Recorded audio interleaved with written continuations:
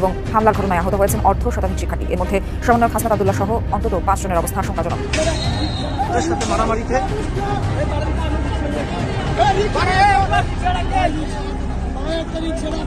এরপর সেখানে ছাত্রলীগের কর্মীদের সঙ্গে সংঘর্ষের ঘটনা ঘটে। মুহূর্তে রণক্ষেত্রে পরিণত হয় পুরো বিশ্ববিদ্যালয় ক্যাম্পাস। আপনার পদত্যাগের দাবিতে যে সারা বাংলাদেশের মানুষ গণ আন্দোলন করছে না, এটাই তো আপনার সৌভাগ্য।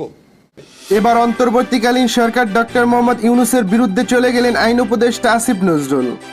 ডক্টর মোহাম্মদ ইউনূসকে উদ্দেশ্য করে আইন উপদেষ্টা আসিফ নজরুল বলেন, আপনি বর্তমানে দেশের যে পরিস্থিতি সৃষ্টি করেছেন, এখনো যে জনগণ আপনার উপর ক্ষিপ্ত হয়ে পদত্যাগের দাবি নিয়ে রাজপথে নামেনি, সেটা আপনার জন্য অত্যন্ত সৌভাগ্য।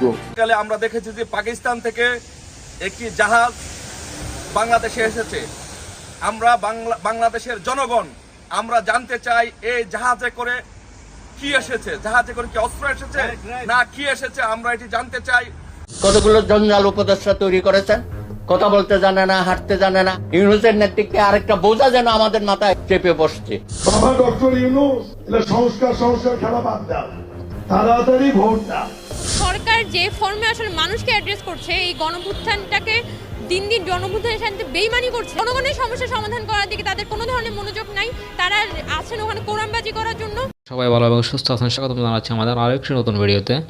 সুপ্রিয় দর্শক মণ্ডলী, ভিডিওর থাম্বনেল, টাইটেল ও ভিডিওর কিছু অংশ বিশেষ দেখে আপনারা ইতিমধ্যে বুঝতে পারছেন যে আজকের ভিডিওটি কতটা গুরুত্বপূর্ণ। ভিডিওর অংশবিশেষগুলো দেখে আপনারা রীতিমতো অবাক হয়েছেন। সুপ্রিয় দর্শক, সেই অংশবিশেষগুলোর বিস্তারিত আলোচনা দেখলে আপনারা আরও বেশি অবাক হতে বাধ্য হবেন। আসুন আমরা সেই বিস্তারিত আলোচনাটা দেখে আসি।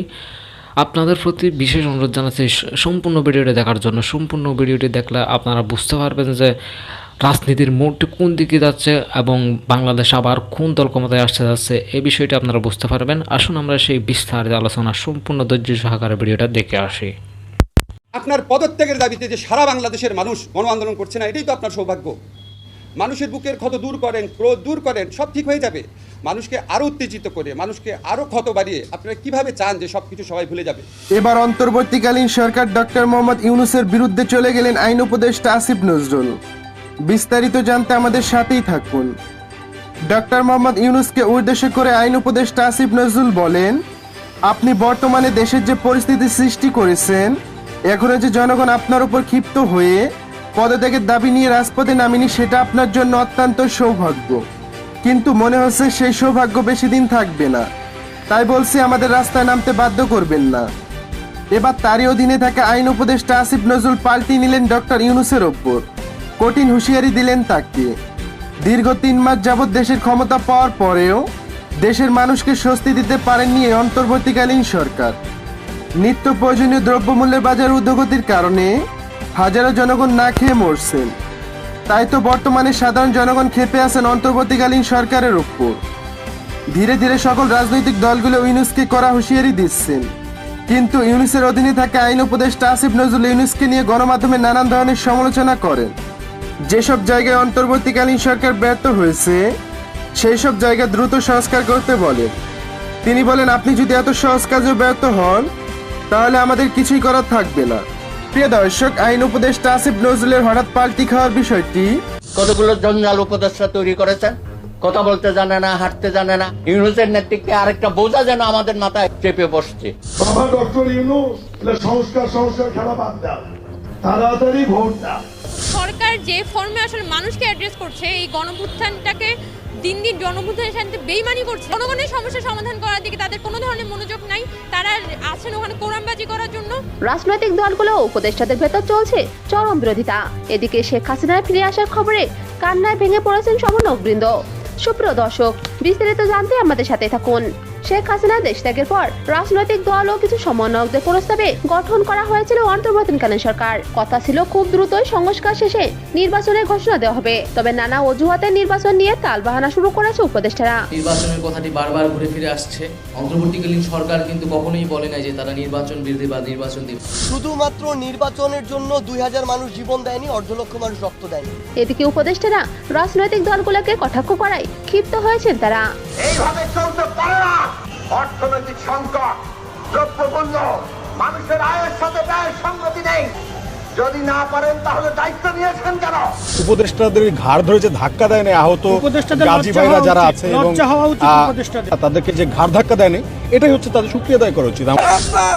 আপনাদেরকে এসি রুমে বসে বসে শুধু ফাইলে সাইন করার জন্য আপনাদেরকে নিয়োগ দেওয়া হয় না। আমরা আপনাদেরকে এখন যেমন ওন করি, আগামী কালকে ডিজোন করতে আমরা দুইবার ভাববো না। রাজপথের আন্দোলন সংগ্রাম থেকে বিরত রাখা যাচ্ছে না, তাদের টেনশন বেড়ে গিয়েছে। আন্তর্জাতিক সমর্থন আদায়ে মরিয়া হয়ে গেছে সরকার। এছাড়া ডিসেম্বরে ফিরছেন শেখ হাসিনা, এমন ফোন আলাপ ফাঁস হওয়ার পর সমন্বয়কদের মধ্যে বিরাজ করছে চরম আতঙ্ক। সালিমের প্রতি উদারতা, আমাদের মজলুমের প্রতি অত্যাচারের শামিল। সুপ্রিয় দর্শক, বর্তমানে দেশের পরিস্থিতি নিয়ন্ত্রণে কাকে প্রয়োজন বলে মনে করছে? আমরা দেখেছি যে পাকিস্তান থেকে একটি জাহাজ বাংলাদেশে এসেছে।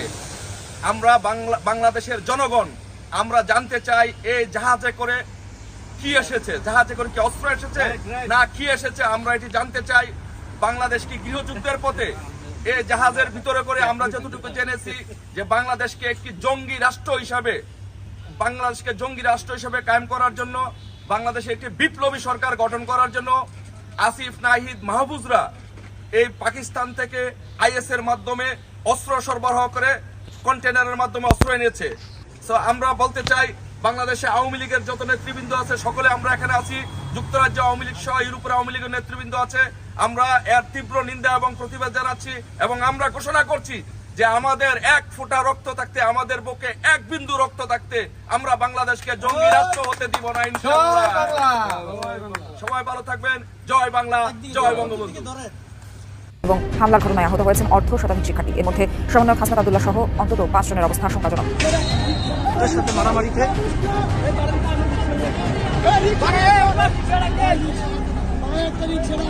এরপর সেখানে ছাত্রলীগের কর্মীদের সঙ্গে সংঘর্ষের ঘটনা ঘটে। মুহূর্তে রণক্ষেত্রে পরিণত হয় পুরো বিশ্ববিদ্যালয় ক্যাম্পাস। সংঘর্ষের ঘটনায় ছাত্রলীগ ও আন্দোলনকারীদের অনেকেই আহত হয়, তাদেরকে নিকটস্থ হাসপাতালে নিয়ে যাওয়া হয়।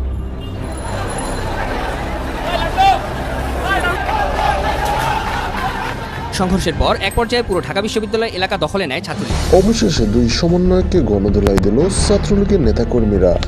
গাড়ি নিয়ে ঢাকা বিশ্ববিদ্যালয় ক্যাম্পাসে যাওয়ার সময় ছাত্রলীগের নেতাকর্মীরা গাড়ি ভেঙে দুই সমন্বয়ক হাসনাত আব্দুল্লাহ ও সার্জিস আলমকে গণপিটুনি দেয়। পরবর্তীতে গুরুতর অসুস্থ অবস্থায় ঢাকা মেডিকেল কলেজে ভর্তি করা হয় হাসনাত আব্দুল্লাহ ও সার্জিস আলমকে। ইতিমধ্যেই ঢাকা বিশ্ববিদ্যালয় এলাকা দখলে নিল ছাত্রলীগের নেতাকর্মীরা। ইতিমধ্যেই সকল সমন্বয়কের উপর ক্ষিপ্ত ছাত্র জনতা। সেই ক্ষোভেরই বহিঃপ্রকাশ হলো আজ। উপযুক্ত গণধোলার মাধ্যমে ক্যাম্পাস ছাড়া করল ছাত্র জনতা। এদিকে অন্তর্বর্তীকালীন সরকার মহা বিপদে পড়ে যাচ্ছে বলে জানান বিভিন্ন রাজনৈতিক নেতাকর্মীরা। সুপ্রিয় দর্শক মণ্ডলী, আসসালামু আলাইকুম ওয়া রাহমাতুল্লাহ। আশা করি সবাই ভালো আছেন, সুস্থ আছেন। স্বাগত জানাচ্ছি আমাদের আরেকটি নতুন ভিডিওতে। সুপ্রিয় দর্শক মণ্ডলী, ভিডিওর থাম্বনেল, টাইটেল ও ভিডিওর কিছু অংশ বিশেষ দেখে আপনারা ইতিমধ্যে ধারণা করতে পেরেছেন যে আজকের ভিডিওটি কতটা গুরুত্বপূর্ণ। সুপ্রিয় দর্শক মণ্ডলী, আপনারা আরও অবাক হতে বাধ্য হবেন সেই অংশ বিশেষগুলোর সম্পূর্ণ বিস্তারিত আলোচনা দেখলে। আসুন আমরা সেই অংশ বিশেষগুলোর বিস্তারিত আলোচনা দেখে আসি। তার আগে আপনাদের প্রতি ছোট্ট একটা রিকোয়েস্ট, আমার চ্যানেল নতুন হয়ে থাকলে অবশ্যই চ্যানেলটি সাবস্ক্রাইব করুন। আসুন আমরা সেই সম্পূর্ণ বিস্তারিত ভিডিওটা দেখে আসি। ধৈর্য সহকারে সবাই সম্পূর্ণ বিস্তারিত ভিডিওটি দেখুন।